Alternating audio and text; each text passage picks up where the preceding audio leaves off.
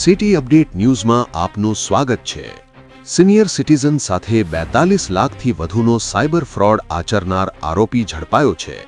ઇન્વેસ્ટમેન્ટના બહાને આરોપીઓએ વોટ્સએપ પર ખોટું સેબી સર્ટિફિકેટ બતાવી વિશ્વાસ જીત્યો।